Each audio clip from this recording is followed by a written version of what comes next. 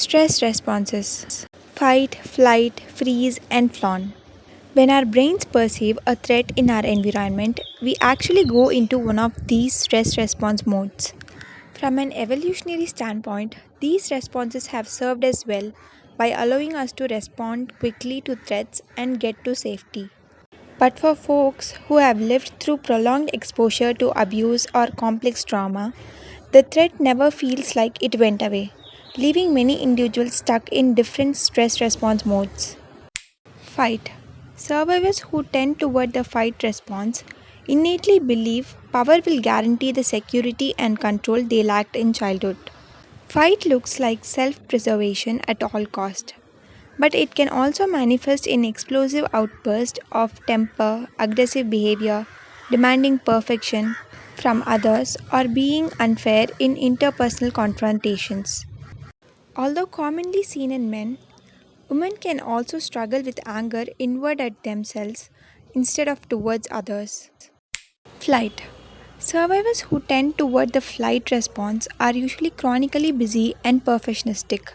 They may believe being perfect is a surefire way to receive love and prevent abandonment by important people in their lives.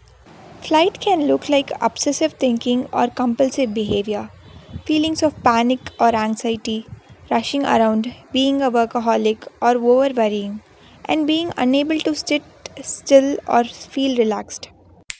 How to stop fight and flight response? Exercise.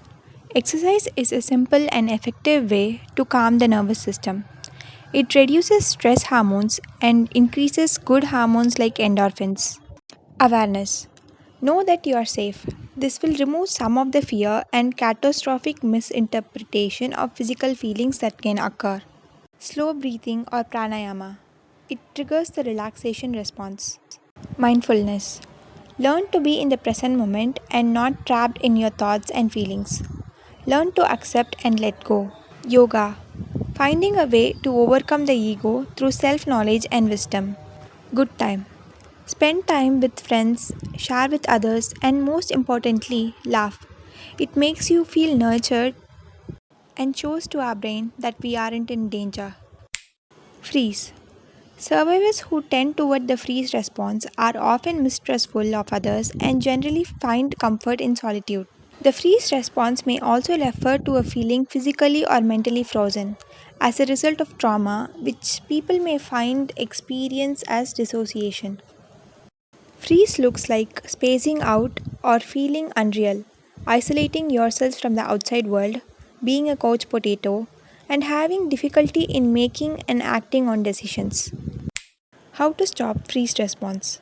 Simple exercises and movements, using senses to scan our environment, using the mind, accessing positive memories, fantasies, and imagery. Flawn or people pleasing behavior.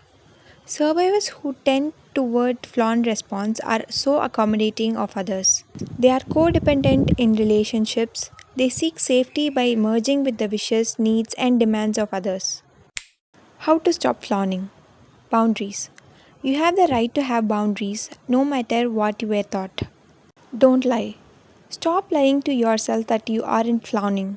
Don't fear about your image. You can have boundaries and still be grateful. Know yourselves, who you are, what you need, what you stand for. Get aware of your feelings and how an experience makes you feel. Embrace your strengths and quirks. Say things other than sorry, like say thank you for waiting or excuse me. Praise only when appropriate. Work on the trauma with a trained professional. There is no stress response that is better or worse than others, but getting stuck in one of them can be harmful. So be aware, get out of it, and stay happy. Thank you.